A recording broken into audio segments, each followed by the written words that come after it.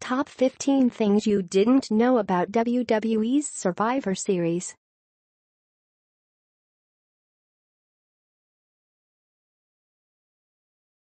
If you are brand new to our channel, we invite you to take a moment to subscribe.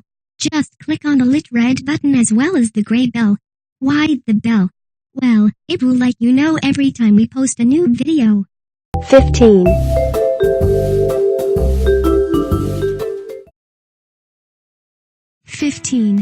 The ECW Championship has only been defended once. Perhaps only the most hardcore WWE fans will remember the ECW Championship.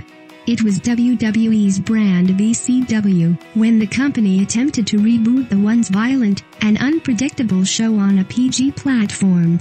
Needless to say, the show was a flop and the championship then went the same way a few years later.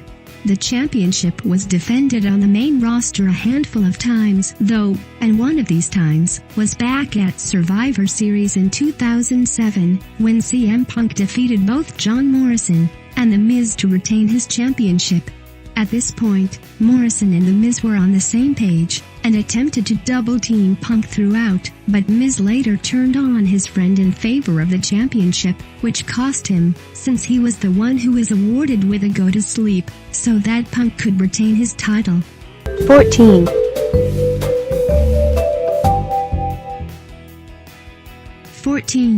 The first singles match at the event didn't take place until 1991. Survivor Series debuted back in 1897, but it wasn't until the 5th annual version of the event back in 1991 that there was finally a singles match booked on the card. In the years before, Survivor Series had become known for its elimination-style matches, and the show used to contain a number of these lasting 20 to 30 minutes each. The first event contained just 4 of these style matches, with the shows that followed taking the same route, but 1991 was different. It marked the 1-year anniversary of The Undertaker's debut, and he was able to defeat Hulk Hogan for the WWF Championship in front of 17,500 fans in Detroit, Michigan. This was The Undertaker's first championship win, and it was considered to be a huge upset over someone of Hogan's caliber. Survivor Series went on to become a great omen for Undertaker in the years that followed before it became known as his event. 13.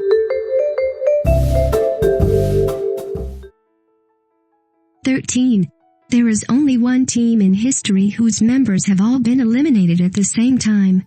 The elimination aspect of the show has always been the selling point that has made Survivor Series one of the most anticipated events of the year, but it seems that back in 1994, it was the elimination aspect of the show that cost Shawn Michaels' team dearly when they became the first group to be eliminated as a 5-person unit. 2.5 decades later, they still remain the only team to have been eliminated in this way. Michaels' team had the match won. Razor Ramon was the only member of the team left to defeat when Michaels became cocky and wanted Diesel to hold him while he delivered a super kick. Predictably, Ramon moved out of the way and Michaels kicked his own teammate, which led to the duo arguing outside of the ring. While they were arguing, their teammates held them back, and the referee counted all 5 men out and announced that Ramon was the sole survivor. And 12. The WWF Championship changed hands at 6 consecutive events from 1994 to 1999. The WWF Championship will always be the biggest prize in WWE, but it seems that from 1994 until 1999 it was seen as something of a hot potato at Survivor Series. The championship first changed hands in 1994, when Bob Backlund defeated Bret Hart in a submission match. The following year, Hart defeated Diesel in a no disqualification match. In 1996, Shawn Michaels was defeated by Sid before Michaels regained the championship in 1997 as part of the Montreal Screwjob, when he defeated Bret Hart by submission. The Rock won the Deadly Games tournament to become the WWF Champion in 1998, and The Big Show defeated The Rock and Triple H in 1999 to become the champion following a triple threat match. This unflattering streak at the event finally came to an end back in 2000, when Kurt Angle was able to successfully retain his championship against The Undertaker. 11. 11. The first ever casket match in WWE history took place in 1992. Survivor Series was definitely seen as The Undertaker's event, and he further proved this in 1992, when he unveiled his very own match type called a coffin match. The match was promoted as such throughout the build-up, but has since become known as our casket match. Undertaker took on Kamala in the specialist match type after the Deadman had been able to defeat the big man at SummerSlam. His manager Harvey Wippleman wanted revenge and agreed to this match. Of course, Undertaker went on to have 15 casket matches in his WWE career and won 10 of them, which means that the odds were definitely in his favor.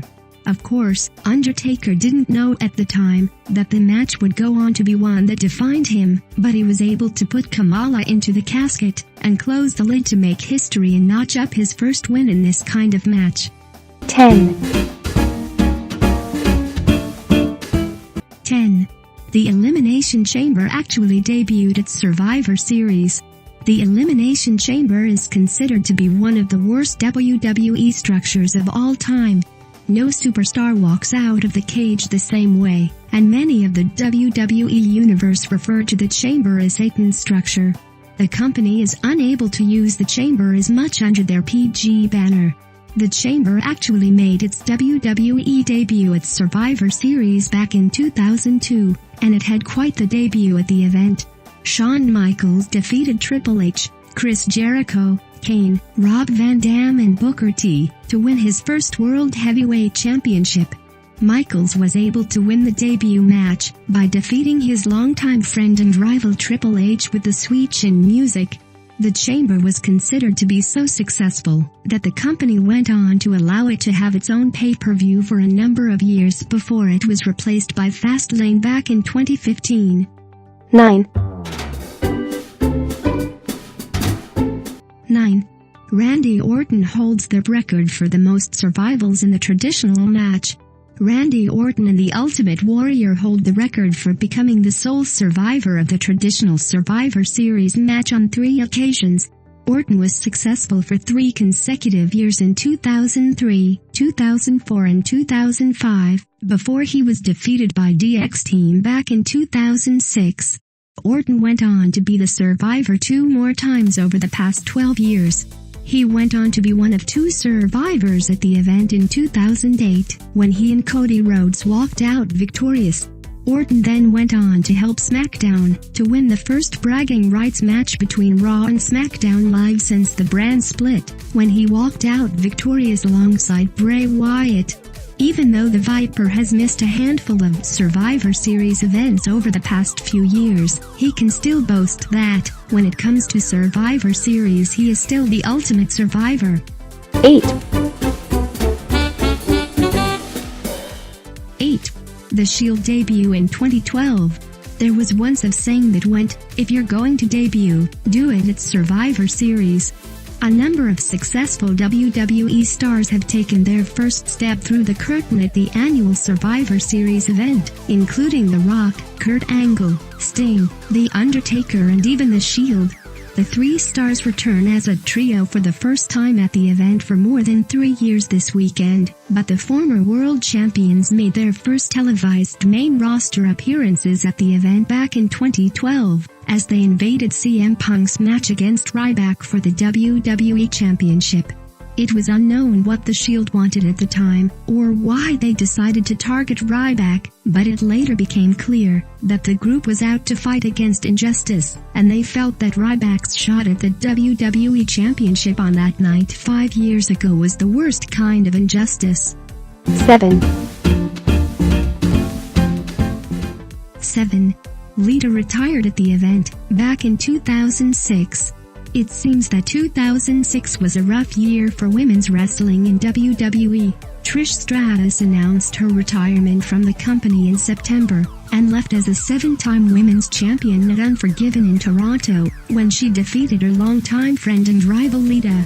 Lita herself announced that she was walking away from the company merely 2 months later at Survivor Series. Lita walked in as the women's champion, but was defeated by Mickie James in her debut at the event. This loss was Lita's 5th, which is the most any superstar has managed to lose at the event without any kind of reply. Lita and Trish have since gone on to be WWE Hall of Famers, and after a decade of dark times for the WWE Women's Division, it seems that the women are finally in a much better place, and the Women's Revolution has done its job. 6. 6. Mickie James is undefeated at Survivor Series. It came as quite a shock this past week on Raw, when Mickie James was pinned by Bayley, so that the latter was named as the first woman in the traditional Survivor Series elimination match. Mickie has a fantastic record at Survivor Series, and her experience would have given the Raw women's team the edge over SmackDown. Mickie made her Survivor Series debut back in 2006, where she was able to defeat WWE Hall of Famer Lita in her final match to lift the Women's Championship for the 2nd time. In 2008, Mickie was victorious as part of the Raw women's team, when she was able to eliminate Michelle McCool. The following year, Team Mickie was victorious over Team Michelle McCool in another traditional 5-on-5 women's match. The final time Mickie was part of Survivor Series, before she returned to the company earlier this year. This would have been Mickie's chance to pick up her 4th win at the event. 5. 5. Shawn Michaels holds the record for most losses at the event. Even though Shawn Michaels managed to defeat Bret Hart back in 1997 at Survivor Series, and was the victor in the first ever Elimination Chamber match in 2002, Michaels also holds one of the most unflattering records at Survivor Series. He has lost 10 matches at the event, which is the most in history. Lita holds the record as losing 5 without a win, but it seems that Michaels has the much worse record. Michaels has been part of many Survivor Series events over the past 3 decades, and it seems that with these appearances there will always be a number of losses chalked up. This record doesn't seem to have affected HBK's legacy throughout his career, and he is still considered to be one of the best wrestlers of all time. Michaels won't be part of this year's Survivor Series, but he will appear at WWE's live event in Houston a few days before, where he will be a special guest referee for the match between Drew McIntyre and Adam Cole. 4. 4. CM Punk's historic reign as WWE Champion began at Survivor Series 2011. CM Punk may have walked away from WWE almost 4 years ago, but he will always be remembered as the longest reigning WWE Champion of the modern era following his 434-day reign. The WWE Universe remembers that Punk dropped the championship to The Rock back at the Royal Rumble in 2013, but his reign actually began at Survivor Series back in 2011. Punk took on Alberto Del Rio at the show, and it seems that his reign was started in the best possible way, when he forced the Mexican star to tap to the Anaconda Vice in the center of the ring. 2011 was definitely Punk's year, and the summer was actually known as the Summer of Punk. It was perhaps his best year as a WWE star, and it would have put the icing on the cake for Punk to walk out of Survivor Series in Madison Square Garden with the WWE Championship. 3. 3. The Money in the Bank contract has only been cashed in once. Survivor Series has been part of WWE's calendar for more than 3 decades, but the Money in the Bank contract has only been part of the show for the past 12 since it was introduced in 2005. It comes as a shock to know that the contract has only been cashed in at a Survivor Series event once. This happened back in 2015, when Seth Rollins was forced to relinquish his World Championship following a knee injury, and Roman Reigns then defeated Dean Ambrose in the finals of a tournament to crown a new champion. Roman thought he was finally the world champion before Sheamus made his way to the ring, cashed in his contract, and took the title away. Luckily, Roman was able to reclaim the championship a few weeks later on Monday Night Raw. WWE completely failed Sheamus as champion, and he himself was probably thankful when it came to an end. 2. 2. Goldberg's return match after 12 years. When Bill Goldberg was unveiled as part of WWE 2K17, the WWE Universe began to speculate that the former WCW star could be making his return to the company. These rumors became reality at Survivor Series back in 2016, when Goldberg returned to the company for the first time in 12 years to face Brock Lesnar at Survivor Series. Their match was deemed to be a fantasy warfare that became reality, and it really was a fantasy match for some of the WWE Universe. Goldberg managed to defeat Lesnar in an embarrassing match that lasted less than 2 minutes, before the duo then had another match at WrestleMania 33 where Lesnar was victorious. Interestingly, Goldberg's final match in WWE took place at WrestleMania 20 in March 2004, where his opponent was also Brock Lesnar. It seems that the feud between Brock and Goldberg managed to last more than a decade. 1. 1. Randy Orton's elimination record. Randy Orton has already been mentioned on this list because of his incredible record of being a survivor in the traditional Survivor Series match, but it seems that Orton also holds the record as the superstar who has eliminated the most stars in the Survivor Series match as well. Randy Orton set the record at 13 back in 2012, when he eliminated Alberto Del Rio following a fantastic RKO, even though it was Team Ziggler who picked up the win that night. Orton further cemented this record at the event last year, when he managed to eliminate Chris Jericho, to take his tally to 14 en route to SmackDown Live's win over Team Raw. Orton has been confirmed to be appearing at this year's Survivor Series team for SmackDown once again, so he could further cement his place in the history books if he is able to eliminate any members of Team Raw on Sunday night. Yeah.